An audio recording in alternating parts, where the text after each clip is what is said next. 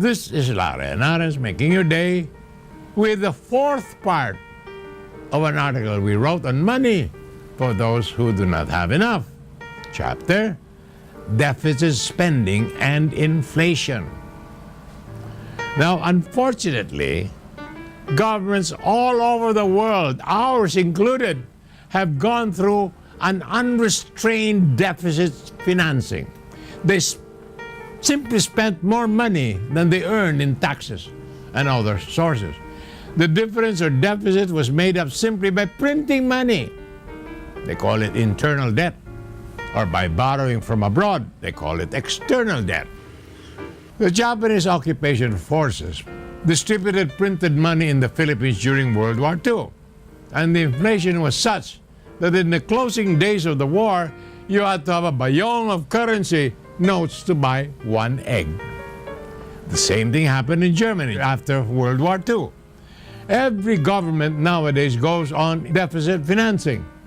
It is one way of robbing the people without seeming to.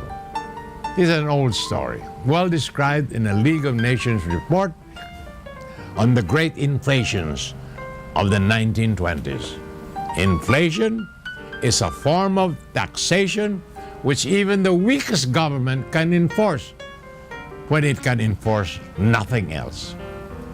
Just to illustrate the extent of deficit spending in the world, an accountant named Virginia Willems computed that the administration of U.S. President Harry Truman spent as much in 6 years, $260 million, as in the 168 previous years to that, $248 million of all presidents, from George Washington to Franklin Delano Roosevelt.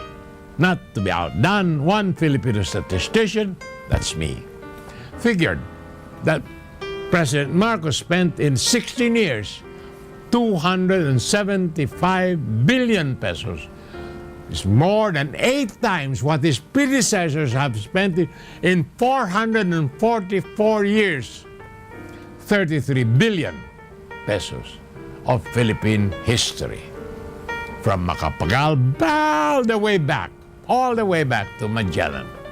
And this includes the cost of the Philippine Revolution, the Philippine-American War, and even the cost of outfitting Magellan's voyage. Before Marcos came into power, the government annual budget was only 2 billion pesos. During martial law, it reached 59 billion pesos. Today, it's more than trillions of dollars. All this are simply done by printing money. Now, when my son Ronnie was born, his grandmother bought him an educational endowment to ensure that he will in time have the funds to complete a 4-year college education. By the time he was 20 years of age, Ronnie, my son, collected his college fund. It was not even enough to pay for 1 semester. He was robbed by inflation. About 15 years after I left my cabinet post, the GSIS sent me a check for my retirement benefits. It was just enough to pay for 2 months' electric bill. I was robbed by inflation. More after these messages. This is Larry Henares making your day with the fourth part of an article we wrote on money. Chapter, Deficit Spending and Inflation. Those who paid good money for insurance premiums for benefits that are supposed to give security for their loved ones suddenly realize after 20 years that the insurance is only enough to pay for the funeral expenses. Those who deposit their savings month by month suddenly find after 1 year that the 10,000 they had in the bank can only buy 7,000 pesos worth of goods. Those who receive a good monthly salary finally realize that they cannot make ends meet. They are all robbed by inflation. God must have a special kind of hell reserved for politicians and Democrats who rob the people in this cruel way. Government deficits do not always lead to runaway inflation, however. In 1982, the Americans borrowed about $102 billion from abroad. In 1 year, Americans borrowed 25% more than Brazil borrowed in the last 10 years, and 4 times more than what the Philippines borrowed in over 12 years. And so, why did Brazil suffer 200% annual inflation and the Philippines 43% annual inflation, while the United States in its worst year had only 13% inflation and had no trouble servicing the debts?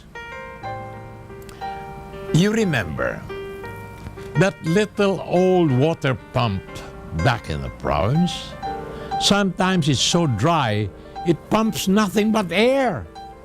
So you pour water into it to fill up the air spaces, and lo and behold, it starts to suck like you know who. The process is called pump priming. And that is what a little inflation does for the economy. It primes the pump. Here is how the pump priming works. Inflation results in increase of prices. And an increase in prices results in increase of demand for the goods and services. So when that happens, the economy begins to produce more goods until the price level drops to its normal level, as greater amount of goods match the greater amount of money supply. The result is a higher level of economic activity, more prosperity for the people. The United States in this way was able to increase its gross national income to a level of several $1 trillion. More next time, my dear friends. This is Larry Henares, making your day, saying good day, God bless you. Thank you very much for being with us. Till next time, hasta la bye-bye.